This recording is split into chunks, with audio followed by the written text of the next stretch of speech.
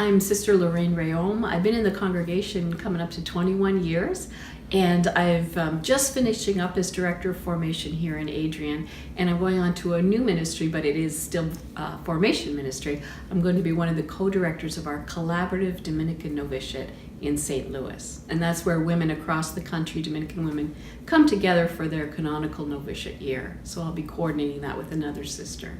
You know, it's funny because I think everyone's call is so unique, and I had never really thought about being a sister. I thought about, serving. I want to serve God, and I thought about being a missionary, and this is embarrassing, but even as a kid I had daydreams of being a preacher, but I never thought of being a sister. And I actually ended up becoming a teacher and then a lay missionary, but it was during the time I was working in that area that it was really just a prayer experience that made me realize, I've got to look at this. And that happened when I was 31, so I really never looked at it. Now, of course, I've been living a lot of it as a lay missionary, the spirit of it, but it wasn't something, I'd always thought I'd get married and have kids, and so I had a lot of resistance to it. But that opened up the door for me to start looking at it, and then I realized that I had actually written away for information, and I didn't even know why. And so after that prayer experience, I started looking at it, and I started being open to it. I thought I'd suggest to people, I'm thinking of this, and they'd say, oh, not you. But I kept getting positive reactions and people saying, oh, I could see that. So I thought, I do have to look at this. And then one night I sat down and I looked through the information from the different organizations that had written me of sisters. And I thought, no, I don't know. And then I came across the information from the Adrian Dominicans, and I just suddenly felt this energy. And in my head I said, this is where I can be the woman God made me to be. And from then on, it kind of developed things.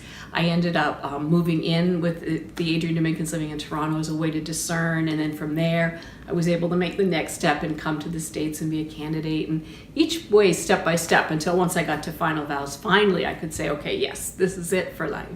The heaviest thing was to not marry. I was a little more okay with not having kids, even though I love kids and I was a teacher, but somehow that one was okay. But I think not having that one particular relationship when I thought I'd have it, and I'd had serious relationships in my life, and that was probably the hardest thing for me to let go of. And would I be happy and fulfilled in a path without that? And it took me a long time to realize, yes, that actually in some ways for whatever mysterious reason, it fit me better, the freedom of that path. And the commitment to religious life called to me more than the commitment to marriage. It's always a good question to ask what makes you stay, because what draws us isn't what makes us stay. Although I do think, because I see myself becoming who God made me to be. I think I've deepened my spirituality. I've probably become even healthier person, a little more grounded. It's a lifelong journey, but it seems to have been a path that has developed my gifts, my talents, has asked more of me than I might have thought of myself. So it fits. And I think I stay because it's like, yeah, this is the life I'm called to. And I feel like there's a call from the future. Religious life is in transition, I believe, and we don't exactly know what it's going to be, but I really feel called to be part of that, to live into the future, especially with the women coming after us, maybe even to be as a bridge at this time.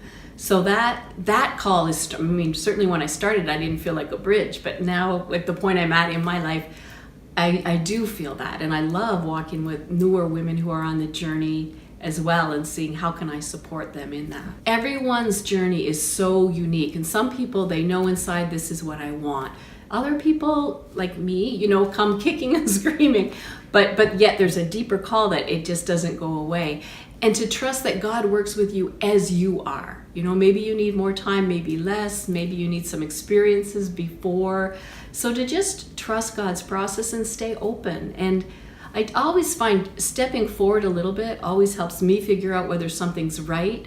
And so visit congregations, visit sisters, and just see, how do I feel? Do I feel at home? Do I feel energized? So it's just a matter of really listening deep to your soul and trusting God.